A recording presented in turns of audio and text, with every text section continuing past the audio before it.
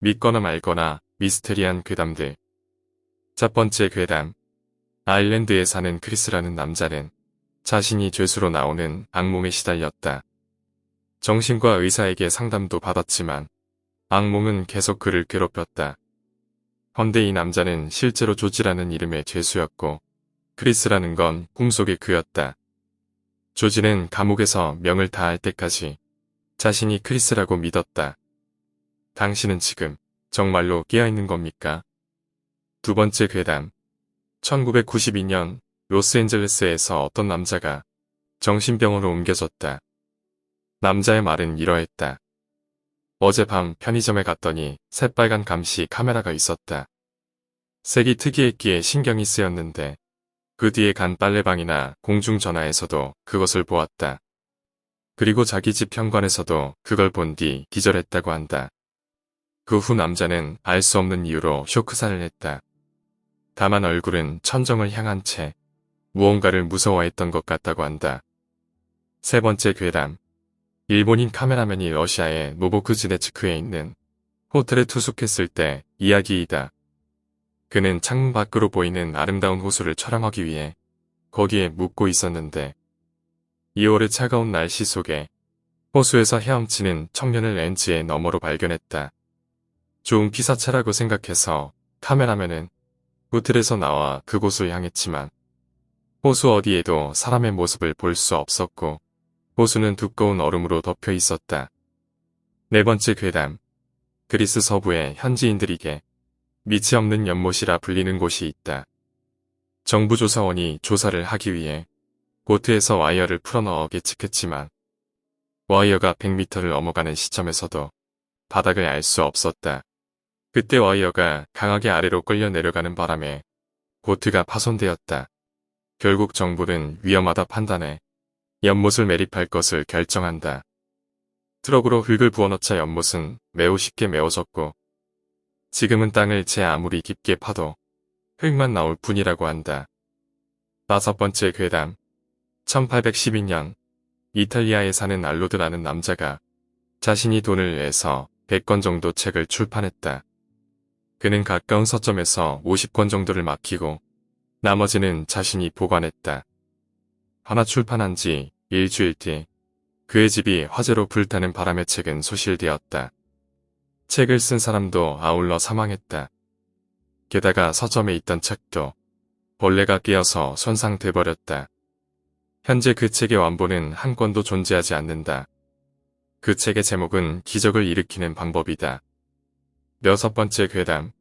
마르세유에 있는 한 교회에는 악마를 가둔 상자가 있었다고 한다. 상자를 흔들면 덜컹덜컹하고 나무구슬 같은 게 안에 들어있는 듯한 소리를 냈다고 한다. 1988년 미국 TV방송국 리포터가 거기에 방문했을 때 교회 허가도 받지 않고 자기 마음대로 상자를 열어버린 일이 있다. 하지만 상자 안에는 아무것도 발견되지 않았다. 일곱 번째 괴담. 스코틀랜드의 생물학자가 내놓은 학설로서 동물의 세포에는 유전자가 존재한다. 세포 분열을 할 때 그 끝에 테로메아라는 부분이 짧아져서 결국 사라질 때 분열이 멈춘다. 이것이 노화다. 하지만 링 형태의 유전자라면 테로메아가 짧아지지 않아 생식은 할 수 없지만 이론상 불사가 된다. 생물학자의 말에 따르면 확률적으로 그런 사람은 인류의 역사가 시작되어 지금까지 최소한 5명은 태어날 수 있었다고 한다. 그렇다면 그들은 지금 어디에 있는가? 여덟 번째 괴담. 쿠마모토현의 횡단보도에서 A라는 남자가 사고를 당했다. 적신호인데 트럭의 앞으로 뛰어들었다는 것이다. A는 어떻게든 살아남아 사고 당시 건너가자라는 소리를 들었다고 증언했다. A의 증언을 신경 쓴 경관이 그 횡단보도에서 일어난 사고의 건수를 조사한 결과 교통량에 비해 사망사고의 건수가 압도적으로 많았다고 한다. 아홉 번째 괴담. 프랑스 귀족 엘리엇의 앞으로 9통의 생일 축하 편지가 보내졌다. 헌데 5통은 배송 도중 사고로 인해 분실되었고 3통은 행선지를 잘못 적어 닿지 않았으며 마지막 한 통은 보냈을 터인데 어느 사이엔가 되돌아와 있었다고 한다. 엘리엇은 생일 전날 사망하여 결국 생일을 맞을 수 없었다. 10번째 괴담. 1994년 루마니아에서 오즈로라는 남자가 오른쪽 눈에 각막 이식을 받았다. 다음 해 그는 실종되었다. 그의 집에선 유리와 반사되는 모든 것이 부셔져 가루가 되어 있었다고 한다. 책상에서 그의 일기가 발견되었다. 일기에는 이식한 날을 경계로 어떤 글이 대량으로 적혀 있었다. 오른쪽 눈이 나를 노려보고 있다. 11번째 괴담.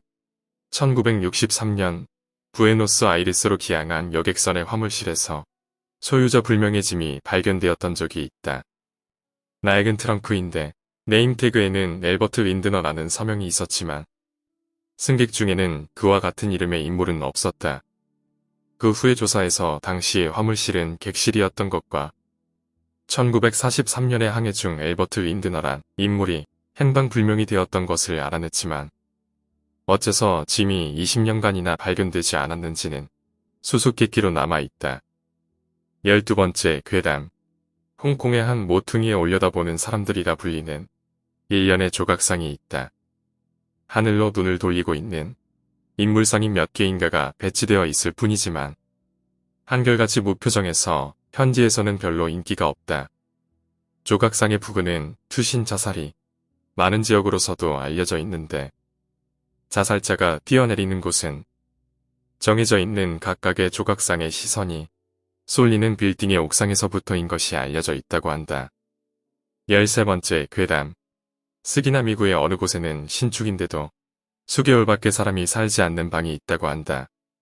그 방에는 천장에 아이의 낙서가 있다고 하지만 아이는 물론이고 어른조차 발돋움해도 닿지 않는 곳에 그려져 있고 지우더라도 다음 달의 어느 사이인가 새로운 낙서가 그려져 있다고 한다. 14번째 괴담.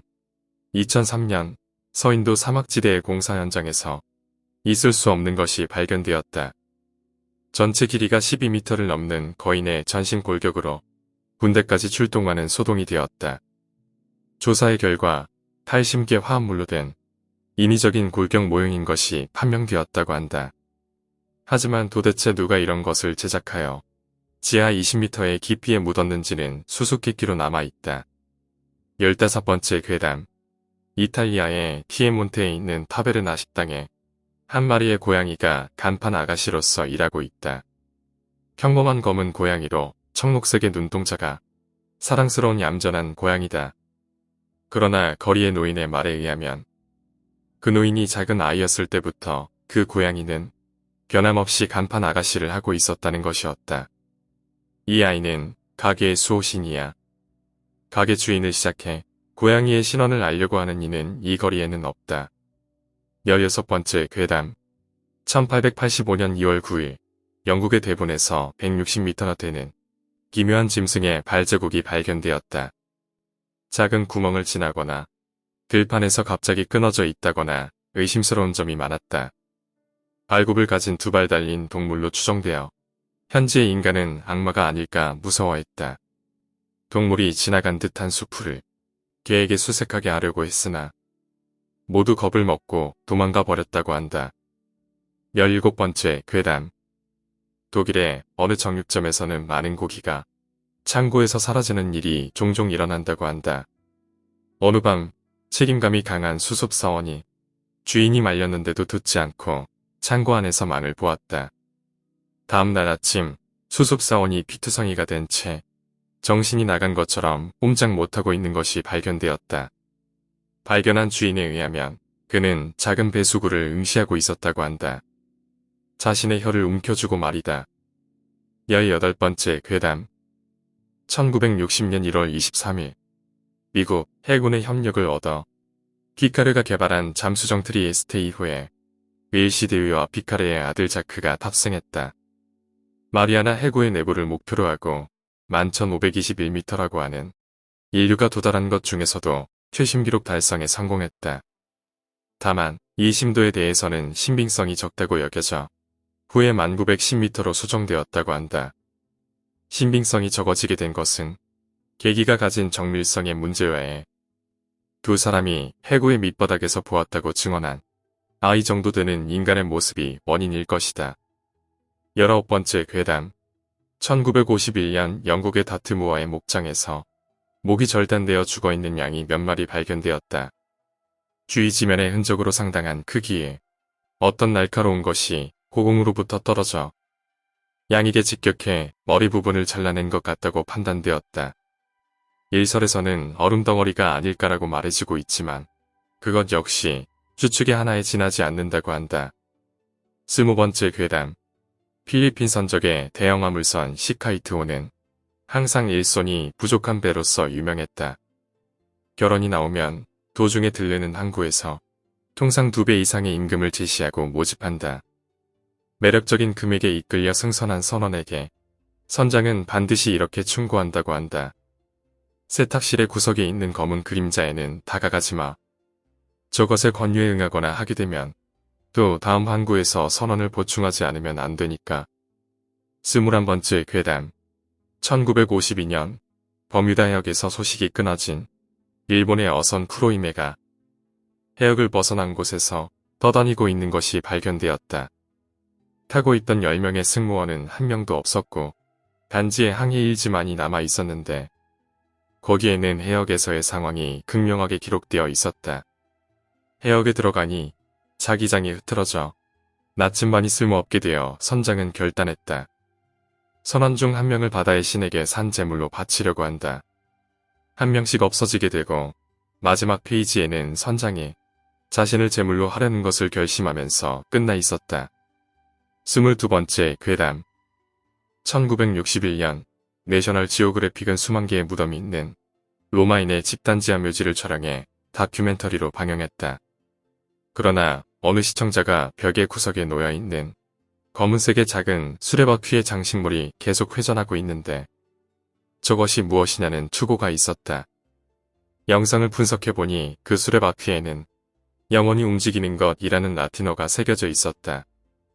도대체 이 테이프가 어느 무덤에서 촬영되었는지는 지금까지도 불명이다. 수레바퀴는 지금도 계속해서 회전하고 있을까? 23번째 괴담. 기네스에 신청되었지만 받아들여지지 않은 세계 최소의 유령이 있다. 시카고에서 보석 직인으로 일하는 조지 제임스 톤이라는 남성의 목격 증언이 그것인데 어느 날 손님의 주문을 받아 확대렌즈를 들여다보면서 오큐러스의 다이아몬드를 자르는데 이상한 것이 보였다. 다이아몬드 안에 여성이 있었다. 조지는 놀랐지만 소리도 낼 수 없었는데 그녀가 사라지기 전 계속해서 서로를 응시하고 있었다고 한다. 24번째 괴담. 1975년 미국에서 지하철이 종점을 지나도 멈추지 않고 역사에 충돌하고 많은 사건이 일어났다. 처음에는 운전자의 실수라고 생각되었지만 기묘한 것이 사고 현장에서는 선두 차량이 발견되지 않았다. 크게 부서진 잔해에서는 선두 차량 같은 건 처음부터 존재하지 않았어. 우리들은 속았던 거야.